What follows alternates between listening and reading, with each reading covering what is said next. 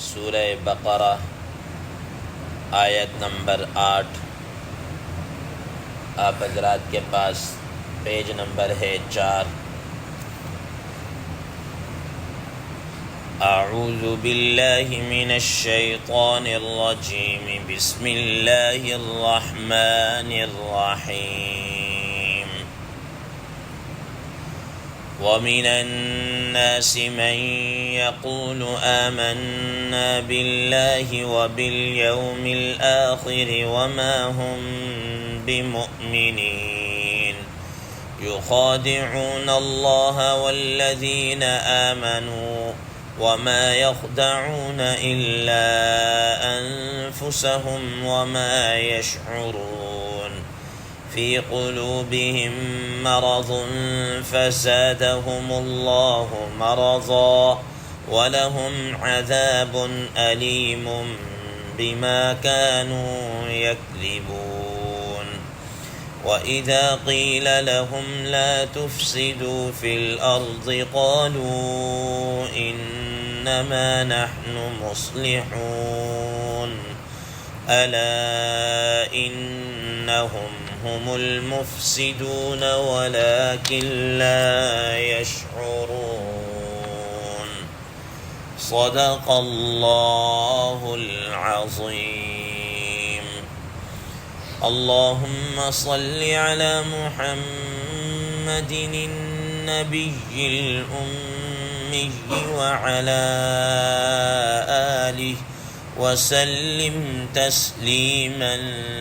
کثیرا کثیرا۔ محترم سامعین کرام، ان آیات کا ترجمہ اللہ تبارک و تعالی ارشاد فرماتے ہیں، وَمِنَ النَّاسِ مَن يَقُولُ آمَنَّا بِاللَّهِ، اور لوگوں میں سے بعض ایسے ہیں جو یہ کہتے ہیں ہم اللہ پر ایمان لائے اور آخرت پر ایمان لائے، وَمَا هُمْ بِمُؤْمِنِينَ، حالانکہ وہ ایمان لانے والے نہیں ہیں، يُخَادِعُونَ اللَّهَ وَالَّذِينَ آمَنُوا، وہ دھوکہ دیتے ہیں اللہ تبارک و تعالیٰ کو اور اہل ایمان کو، ایمان والوں کو، وَمَا يَخْدَعُونَ إِلَّا أَنفُسَهُمْ وَمَا يَشْعُرُونَ، اور وہ دھوکہ نہیں دیتے سوائے اپنے آپ کو، اور وہ اس کا شعور بھی نہیں رکھتے۔ فی قلوبہم مرض، ان کے دلوں میں بڑا مرض ہے، فزادہم اللہ مرضا، تو اللہ تعالیٰ نے ان کے اس مرض کو، اس بیماری کو اور بڑھا دیا۔ وَلَهُمْ عَذَابٌ أَلِيمٌ بِمَا كَانُوا يَكْذِبُونَ، اور ان کے لیے دردناک عذاب ہے اس وجہ سے کہ وہ جھوٹ بولا کرتے تھے۔ وَإِذَا قِيلَ لَهُمْ لَا تُفْسِدُوا فِي الْأَرْضِ، اور جب ان سے کہا جاتا ہے کہ تم زمین کے اندر فساد مت مچاؤ، فساد بپا مت کرو، فساد نہ کرو، قَالُوا إِنَّمَا نَحْنُ مُصْلِحُونَ، تو وہ کہتے ہیں کہ ہم تو اصلاح کرنے والے ہیں۔ أَلَا إِنَّهُمْ هُمُ الْمُفْسِدُونَ وَلَكِنْ لَا يَشْعُرُونَ، یاد رکھو کہ وہی فساد کرنے والے ہیں لیکن وہ شعور نہیں رکھتے۔ محترم سامعین کرام، ما قبل کی آیات میں اللہ تبارک و تعالی نے اہل ایمان جو سچے اور خالص مومن تھے ان کا ذکر کیا، اس کے بعد دوسرے نمبر پر ان لوگوں کا ذکر کیا جو پکے ٹھکے کافر تھے، ان کا ذکر کیا۔ اب آج کی ان زیر 10 آیات میں ایسے لوگوں کا جو بظاہر زبان سے کلمہ گو ہیں لیکن دل کے اندر ان کے نفاق بھرا ہوا ہے، کفر بھرا ہوا ہے، آج کی ان زیر 10 آیات میں ایسے لوگوں کا تذکرہ ہے۔ اور چونکہ یہ منافقین کا ذکر پورے رکوع کے اندر یعنی 13 آیات پر مشتمل ہے، اور چونکہ یہ خطرناک لوگ ہیں، انتہائی خطرناک یہ مرض ہے، اللہ تعالیٰ نے اس کو تفصیل کے ساتھ بیان کیا یہاں پر بھی اور دیگر مقامات پر بھی۔ محترم سامعین کرام، منافق کسے کہتے ہیں، نفاق کا لغوی معنی کیا ہے، اور نفاق کی کون کون سی اقسام ہیں، عملی منافق کون سا ہوتا ہے، اعتقادی منافق کون سا ہوتا ہے، اس کے متعلق گزشتہ درس کے اندر آپ حضرات کے سامنے تفصیل کے ساتھ گفتگو ہو چکی ہے۔ اب ان آیات کی تفسیر اور اس کے متعلق گفتگو کی جائے گی۔ اللہ تبارک و تعالیٰ فرماتے ہیں وَمِنَ النَّاسِ مَن يَقُولُ آمَنَّا بِاللَّهِ وَبِالْيَوْمِ الْآخِرِ وَمَا هُمْ بِمُؤْمِنِينَ کہ یہ لوگ زبانوں سے یوں کہتے ہیں کہ ہم اللہ تعالیٰ پر بھی ایمان لے کر آئے ہیں اور یوم آخرت پر بھی ایمان رکھتے ہیں. زبانی کلامی تو ان کا یہ ہے، لیکن دل کے اندر ان کے کفر وغیرہ بھرا ہوا ہے.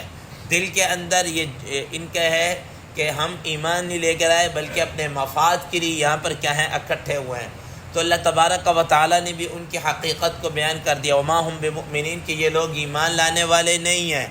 زبانی کلامی تو بس یہ کہہ رہے ہیں، حقیقتاً ان کے دلوں کے اندر کیا ہے ایمان نہیں ہے. جب ان کے اندر ایمان نہیں ہے تو اللہ تبارک و تعالیٰ فرما رہے ہیں کہ یہ لوگ کیا کر رہے ہیں یخادعون اللہ والذین آمنوا، یہ اللہ تبارک و تعالیٰ کو دھوکہ دے رہے ہیں، اللہ تعالیٰ کے ساتھ اور اہل ایمان کے ساتھ دھوکہ دے رہے ہیں، چال بازیاں کر رہے ہیں. محترم سامعین کرام، یہاں پر ایک سوال ذہن میں آتا ہے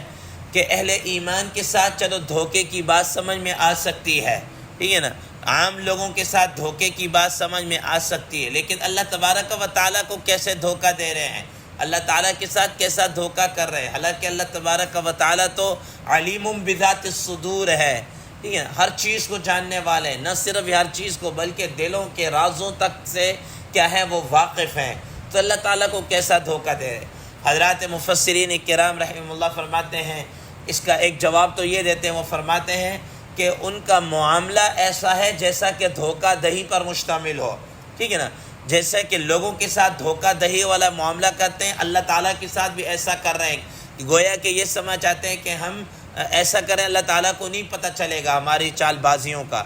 یا حضرات مفسرین کرام رحمہ اللہ یہ بھی فرماتے ہیں کہ اللہ کے رسول صلی اللہ علیہ وسلم کو چونکہ وہ دھوکہ دے رہے ہیں، ٹھیک ہے نا، اور اللہ کے رسول صلی اللہ علیہ وسلم کو دھوکہ دینا ایسا ہی ہے جیسا کہ اللہ تبارک و تعالیٰ کو دھوکہ دینا، کیونکہ خود قرآن مجید میں اللہ تبارک و تعالیٰ نے فرمایا من یطع الرسول فقد اطاع اللہ، جس نے رسول اللہ صلی اللہ علیہ وسلم کی اطاعت کی اس نے اللہ تبارک و تعالیٰ کی اطاعت کی. تو جب رسول اللہ صلی اللہ علیہ وسلم کی اطاعت اللہ کی اطاعت ہے تو ایسے ہی رسول اللہ صلی اللہ علیہ وسلم کو دھوکہ وغیرہ دینا یہ بھی گویا کہ اللہ تبارک و تعالیٰ کو ہی دھوکہ دینا ہے. محترم سامعین اکرام، اسی طریقے سے قرآن مجید میں اللہ تبارک و تعالیٰ نے فرمایا کہ ان الذین یبایعونک انما یبایعون اللہ، کہ جب اس وقت اہل ایمان حضرات صحابہ کرام رضوان اللہ تعالیٰ علیہ مجمعین رسول اللہ صلی اللہ علیہ وسلم کے دست اقدس پر، دست مبارک پر جب بیعت کر رہے تھے تو اللہ تبارک و تعالیٰ نے کیا فرمایا کہ گویا کہ یہ اللہ تعالیٰ کے ساتھ کیا کر رہے ہیں بیعت کر رہے ہیں. تو محترم سامعین اکرام، اس کا معنی یہ ہوا کہ رسول اللہ صلی اللہ علیہ وسلم اور اہل ایمان کے ساتھ کوئی معاملہ کرنا اور ایمان کے یہ گویا کہ اللہ تبارک و تعالیٰ کے ساتھ معاملہ کرنا ہے، اور اگر رسول اللہ صلی اللہ علیہ وسلم اور اہل ایمان کو دھوکہ دینا یہ ایسا ہی ہے گویا کہ اللہ تبارک و تعالیٰ کو کیا کر رہے ہیں دھوکہ دے رہے ہیں. باقی اور بھی اس کی تفسیر ہے جس کا یہاں موقع نہیں ہے. فرمایا وَمَا يَخْدَعُونَ إِلَّا أَنفُسَهُمْ وَمَا يَشْعُرُونَ، کہ یہ اب دھوکہ تو دے رہے ہیں لیکن یہ دھوکہ اللہ تعالیٰ کو نہیں، اہل ایمان کو نہیں، یہ اپنے آپ کو دھوکہ دے رہے ہیں، یہ اپنے آپ کو کیا ہے دھوکہ دے رہے ہیں، اور یہ ایسا دھوکہ ہے وَمَا يَشْعُرُونَ جس کا ان کو شعور بھی نہیں ہے. محترم سامعین کرام، دنیا کے اندر بھی ہم دیکھتے ہیں آدمی کوئی ہوتا ہے وہ کہتا ہے کہ بھئی یہ جو کام کر رہا ہے نا اس کا نقصان خود ہی ہوگا، اس کو ابھی اس کو پتہ نہیں یہ جو چال بازیاں چل رہا ہے یا جو بھی کر رہا ہے یہ اپنا نقصان کر رہا ہے. بظاہر تو نہیں نظر آ رہا کہ اپنا نقصان، بلکہ وہ تو اپنا فائدہ کر رہا ہوتا ہے، لیکن کہیں نہ کہیں چل کر اس کو پھر اس کا کیا خمیازہ بھگتنا پڑتا ہے. تو ایسے ہی یہاں پر بھی یہ منافقین ابھی تو اپنا الو سیدھا کر رہے ہیں، ٹھیک ہے نا، ابھی تو یہ مفاد سمیٹ رہے ہیں، لیکن در حقیقت یہ اپنے آپ کو دھوکہ دے رہے ہیں. آگے چل کر ان کو پتہ چلے گا آخرت کے اندر کہ کیا ہم نے کھویا اور کیا پایا. فرمایا اور اللہ تبارک و تعالیٰ فرماتے ہیں کہ اس کا ان کو شعور بھی نہیں ہے، اس کا ان کو شعور بھی نہیں. محترم سامعین اکرام، ایک ہوتا ہے علم، کہ علم عقل کے ذریعے سے ہوتا ہے، عقل جس کے اندر ہو وہ علم حاصل کرتا ہے، اور ایک ہوتا ہے شعور. شعور کا معنی ہوتا ہے احساس کرنا، احساس. فرمایا کہ یہ احساس جو ہوتا ہے یہ تو عقل جو عقل مند مخلوق ہوتی ہے یا اس کے علاوہ جانوروں کو بھی اس کا احساس ہوتا ہے کہ ان کو بھی گرمی کا، سردی کا، دکھ درد کا اور ان ساری چیزوں کا کیا ہوتا ہے، احساس ہوتا ہے۔ اللہ تبارک و تعالیٰ گویا حضرات مفسرین کرام رحمہ اللہ فرماتے ہیں کہ اللہ تبارک و تعالیٰ یہ فرما رہے ہیں کہ لا یشعرون، کہ یہ تو جانوروں سے بھی گئے گزرے، جانوروں کو بھی کم از کم کسی چیز کا احساس ہوتا ہے، ان کو تو اس چیز کا احساس تک بھی کیا ہے، نہیں ہے کہ ہم کیا کر رہے ہیں کیا نہیں کر رہے ہیں، ان کو تو اس چیز کا احساس تک بھی نہیں ہے۔ فرمایا فی قلوبہم مرض، ان کے دلوں میں یہ بیماری ہے، یہ بیماری ہے نفاق کی۔ محترم سامعین کرام یاد رکھیے گا، جس طرح جسمانی انسان کی بیماری ہوتی ہے وہ کم یا زیادہ ہوتی رہتی ہے، اسی طریقے سے روحانی بیماریاں بھی ہوتی ہیں۔ جسمانی بیماریاں تو کسی کیا کہتے ہیں کوئی وائرس ہوتا ہے اس کی وجہ سے لگتی ہیں۔ حضرت حامد صاحب رحمہ اللہ فرماتے ہیں کہ یہ بیماری جو ہے یہ اس طرح نہیں ہے کہ جس طرح عام بیماریاں کسی وائرس سے لگ جائیں، کوئی جراثیم آ گئے اور اس سے نکل گئے۔ فرمایا کہ یہ بیماریاں گناہوں کے جراثیم سے لگتی ہیں، یہ بیماریاں گناہوں کے جراثیم، یہ حسد، یہ کفر، یہ شرک، یہ الحاد، یہ وہ جراثیم ہیں جب انسان کے اندر ہوتے ہیں تو ان سے یہ روحانی بیماریاں لگتی ہیں۔ اور فزادہم اللہ مرضا، پھر اللہ تبارک و تعالیٰ ان کے مرض کو اور بڑھاتے چلے جاتے ہیں۔ حضرات مفسرین کرام رحم اللہ فرماتے ہیں کہ عبداللہ ابن عباس رضی اللہ تعالی عنہ نے بھی اس مرض کی تفسیر اس نفاق کی بیماری سے کیا ہے کی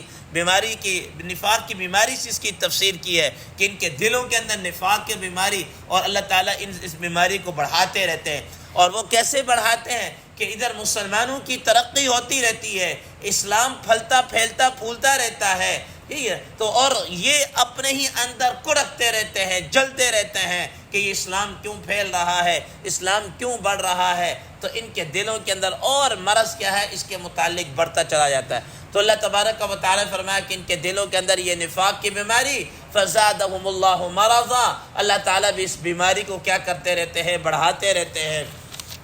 وَلَهُمْ عَذَابٌ أَلِيمٌ بِمَا كَانُوا يَكْذِبُونَ، اور ان کے لیے دردناک عذاب ہے، کس وجہ سے؟ بِمَا كَانُوا يَكْذِبُونَ، یہ جو جھٹلاتے تھے، جھوٹ بولتے تھے، اس جھٹلانے کی وجہ سے، جھوٹ بولنے کی وجہ سے ان کو کیا ہوگا؟ دردناک عذاب ہوگا، ان کو کیا ہوگا؟ دردناک عذاب ہوگا۔ حضرات مفسرین کرام رحم اللہ فرماتے ہیں کہ کفار کے متعلق تو فرمایا تھا وَلَهُمْ عَذَابٌ عَظِيمٌ، کہ ان کو بڑا عذاب ہوگا، اور ان کے متعلق فرمایا کہ دردناک عذاب ہوگا۔ حضرات مفسرین کرام رحم اللہ فرماتے ہیں کہ چونکہ کافر شروع سے ہی کفر کے اوپر ہوتا ہے، وہ اول تا آخر وہ کفر ہی پر رہتا ہے، جس کی وجہ سے اس کو شروع سے ہی بڑا عذاب ہوگا۔ اور یہ جو منافقین ہیں، چونکہ انہوں نے کسی نہ کسی طور پر ایمان کا ذائقہ تو چکھا ہے، چاہے زبانی کلامی ہی کیوں نہ صحیح، چاہے زبانی کلامی ہی کیوں نہ صحیح، تو انہوں نے ایمان کا ذائقہ تو کیا ہے، چکھا ہے۔ اب آگے چل کر جب ان کو کیا ہوگا، عذاب ہوگا، تو ان کو یہ جب آگے والے معاملات کو دیکھیں گے تو پھر ان کو کیا احساس بھی ہوگا کہ یار ہمارے اندر ایک صلاحیت تو تھی نا، لیکن ہم اس صلاحیت کو بروئے کار لے کر نہیں آئے، جس کی وجہ سے ہم نے ایمان کو قبول نہیں کیا۔ اب اس کی وجہ سے جناب اللہ جب اس چیز کا احساس ہوگا تو جس قدر انسان کو احساس ہوتا ہے اسی قدر انسان کو تکلیف ہوتی ہے، اسی قدر انسان کو کیا ہے تکلیف ہوتی ہے۔ احساس ختم ہو جائے تو پھر تکلیف بھی کیا ہے، ختم ہو جاتی ہے، ٹھیک ہے، تکلیف بھی اتنی نہیں ہوتی۔ جیسا کہ روزمرہ آپ دیکھتے ہیں آپریشن ہوتے ہیں، ڈاکٹر جب انجیکشن لگاتا ہے جسم سن ہو جاتا ہے، وہ احساس تک نہیں رہتا، جس کے تکلیف کا بھی احساس نہیں ہوتا۔ اور وہاں پر ابھی تو نہیں، لیکن وہاں پر چل کے ان کو یہ پتہ چلے گا کہ یار ہمارے اندر تو کم از کم یہ صلاحیت تو موجود تھی نا، کہ ہم نے زبانی طور پر بھی کلمہ پڑھ لیا، کیا ہوتا اگر دل کے ساتھ بھی ہم کیا پڑھ لیتے، کلمہ پڑھ لیتے، تو آج ہم اس گناہ اس عذاب سے کیا ہوتے، ہم محفوظ ہوتے۔ لیکن ادھر جتنا احساس ہوتا چلا جائے اتنی تکلیف کا بھی شدت کا احساس ہوتا چلا جائے گا۔ اسی فرمایا وَلَهُمْ عَذَابٌ عَلِيمٌ، کہ ان کو دردناک عذاب ہوگا، اور کس وجہ سے؟ جھٹلانے کی وجہ سے، جھوٹ بولنے کی وجہ سے۔ جھوٹ بولتے تھے اہل ایمان کے سامنے آ کے، جیسے آگے آنے والی آیات کے اندر آتا ہے، اہل ایمان سے کہتے تھے کہ ہم آپ پر ہم ایمان لے کر آتے ہیں، لیکن کافروں کے پاس جاتے تھے، کہتے ہیں ہم ان کے ساتھ تو مذاق کر رہے ہیں، جیسے آنے والی من الذین من الذین قالوا آمنا ولم تؤمن قلوبهم، یہ وہ لوگ ہیں جو کہتے ہیں ایمان لے کر، لیکن حالانکہ ان کے دل کیا ہے، ایمان لے کر نہیں آئے، یہ اسی نفاق کے اوپر کیا ہے، چلتے رہے ہیں۔ تو فرمایا وَإِذَا قِيلَ لَهُمْ لَا تُفْسِدُوا فِي الْأَرْضِ، اور ان سے کہا جائے کہ تم زمین کے اندر فساد مت برپا کرو، قَالُوا إِنَّمَا نَحْنُ مُصْلِحُونَ، بڑی ڈھٹائی کے ساتھ، بڑے یقین کے ساتھ اور بڑے اعتماد کے ساتھ، اور اس طرح کہ ہم تو اصلاح کرنے والے ہیں، ہم کون فساد کرنے والے ہیں۔ محترم سامعین اکرام، ایک ہوتا ہے فساد اور ایک ہوتا ہے اصلاح۔ فساد، اصلاح اسے کہتے ہیں کہ انسان اعتدال کے اندر رہ کر چلے، ہر کام جب اعتدال کے اندر ہو تو وہ اصلاح ہے، اور اگر اعتدال سے اوپر نیچے ہو جائے تو فساد ہے، وہ کیا ہو جاتا ہے، فساد ہو جاتا ہے۔ محترم سامعین اکرام، اب یہ منافقین کا وتیرہ تھا کہ مسلمانوں کو آپس میں لڑانا، ٹھیک ہے نا، ادھر کی بات ادھر، ادھر کی ادھر جھوٹ بولنا، ادھر جھوٹ بول کر لڑائی بڑھائی بھی کرنا، کیا یہود کو مسلمانوں کے خلاف اکسانا، اور مسلمانوں کے اس طریقے سے ڈس انفارمیشن جس کو کہتے ہیں، یہ ساری چیزیں کیا ہے منافقین کے اندر۔ اب یہ جتنی بھی چیزیں ہیں معاشرے کا بگاڑ تو ہو سکتی ہیں، معاشرے کا اصلاح نہیں ہو سکتی۔ اب مثال کے طور پر اگر کوئی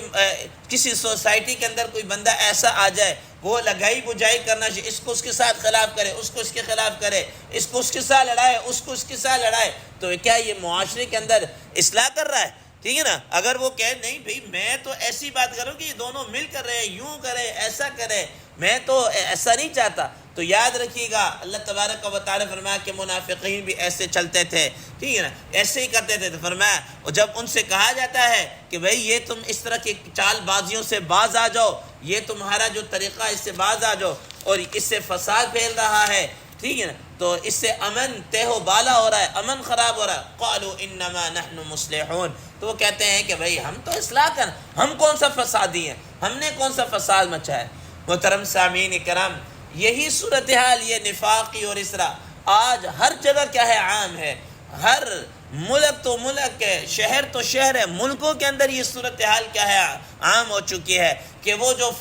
اصلاح والے پہلو تھے وہ سارے کے سارے ختم ہو کر اب فساد والے جناب اعلیٰ۔ آج بھی آپ وطن عزیز کی صورتحال کو دیکھ لیجئے کہ ملک عزیز کے اندر کیا صورتحال ہوتی ہے، کیا کچھ ہو رہا ہوتا ہے، اور جو لوگ کر رہے ہوتے ہیں وہ کہتے ہیں ہم تو اپنا حق لے رہے ہیں، ہم تو یہ کر رہے ہیں، ہم تو وہ کر رہے ہیں۔ یہ کیا چیز ہے؟ یہ وہ منافقین والا